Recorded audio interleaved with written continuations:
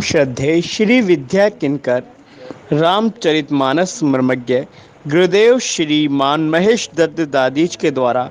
आइए आज आपको बताते हैं भगवान परशुराम जयंती जो कि 25 अप्रैल को आने वाली है। भगवान परशुराम के जीवन से जुड़े वो तथ्य जिनसे शायद आप अब तक अनभिज्ञ थे। तो आइए गुरुदेव की वाणी से सुनते हैं वो तथ्य। ब्रह्मण्य देवाय गौ ब्राह्मण हिताय च जगद्धाताय कृष्णाय श्री गोविंदाय नमो नमः। आज कोरोना के इस भीषण भवाटवी जिसमें विश्व संतृष्ट है, हम आपको सब देशवासियों को सर्वजन हिताय सर्वजन प्रियाय इस भारत देश जिस देश में एक नहीं 7 चिरंजीव हैं,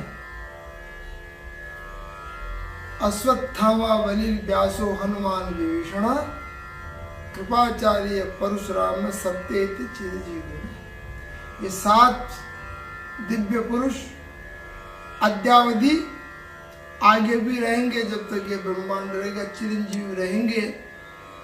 और ये ब्रह्म शक्ति के प्रतीक हैं। क्यों? और बल सब धिक्कार है ब्रह्म बल के सामने, ब्रह्म तेज के सामने सब बल निस्तेज है। और इस ब्रह्म बल के वर्चस्व जमदग्नि पुत्र श्री अनंत कोटि ब्रह्मांड नायक भगवान विष्णु के अवतार, जिन्होंने कि भगवान श्री राम को इंगित करके कहा, हे राम, मैं आपसे लड़ने नहीं आया हूं, मैं तो आपको मेरा चार्ज देने आया हूं कि आप इस धनुष को ले, राम रमापति करधन लेऊ, खेचत चाप मिटत संदेहू। और जब धनुष को देने लगे तो एक आश्चर्यमय घटना हुई कि देत चाप आपुन चल गए। उस धनुष को निकाला तो वो धनुष वो ऑटोमेटिक आकर्षित होकर के राम के हाथ में चला गया। और उस धनुष को लेकर भगवान बड़े प्रसन्न हुए। तब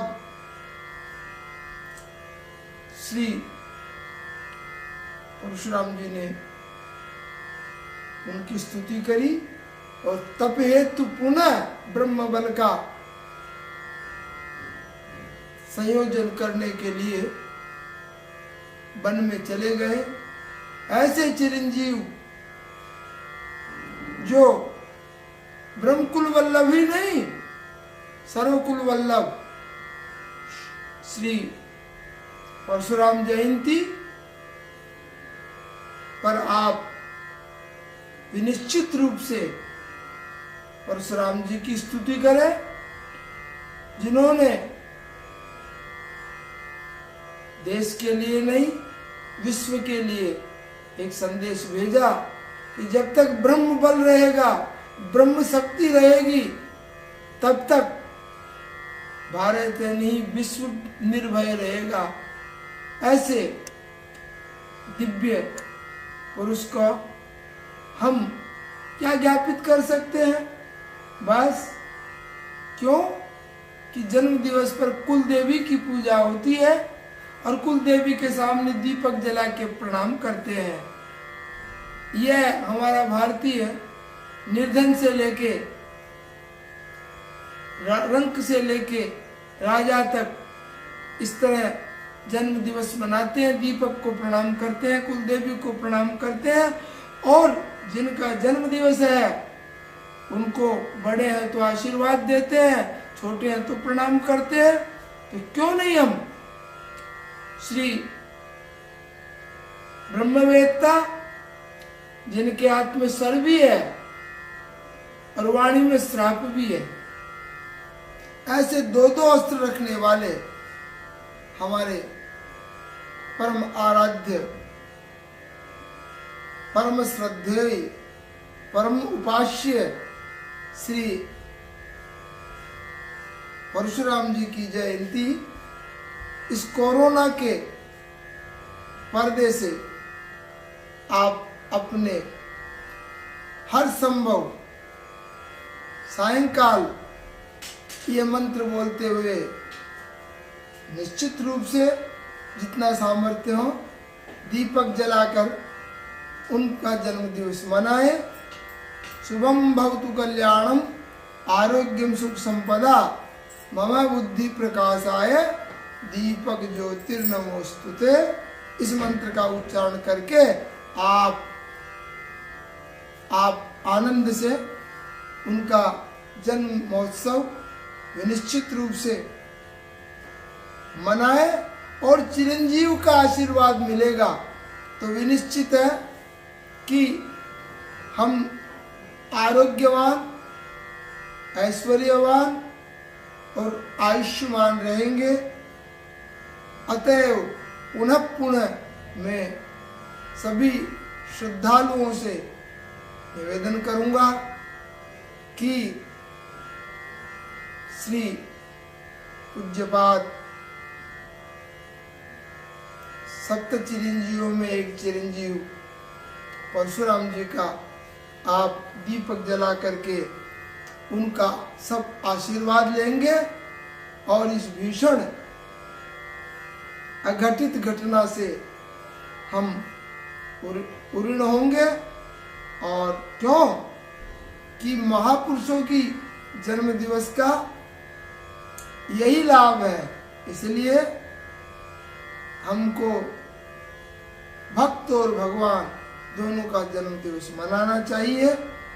श्रद्धा पूर्वक आप अपने घर में पुनः एक बार मैं स्मरण दिलाऊंगा कि आप लोग जितने दीपक, हम बॉन्ड नहीं करते कि एक जलाओ कि दो जलाओ, पांच जलाओ, सात जलाओ, जिसकी जितनी श्रद्धा हो कि इस अज्ञान रूपी कोरोना से मुक्ति पाने के लिए ज्ञान दीपक श्री परशुराम जी के चरणारविंदों में आप निश्चित रूप से भेंट करेंगे। यही मेरी आकांक्षा, अभिलाषा है। और उस दीपक जलाने के बाद उस दीपक को परशुराम जी के सहित प्रणाम करेंगे तो चिरंजीव दीर्घमायु हो, ब्रह्म शक्ति, ब्रह्म वर्चस्व सदैव बना रहे। जो परमेश्वर वैशाख शुक्ला तृतीया को भगवान परशुराम प्रकट हुए। हाँ, भगवान का प्राकट्य दिवस है परशुराम जी का। आखा तीज, अक्षय तृतीया, उस समय प्रभु प्रकट हुए जो आने वाली है। इसलिए उस दिन सायंकाल, क्योंकि देखो आपको बता रहा, परशुराम जी 7 चिरंजीवियों में नाम है। अश्वत्थामा, बलि, व्यास, हनुमत, विभीषण, कृपाचार्य, परशुराम है। तो 7 तो दिन होते हैं, 7 चिरंजीव है, तो क्यों 7 दीपक 7 बजे नहीं जला सकते हैं परसों के दिन? ऐसे जन्मोत्सव पे हम पुनः आपको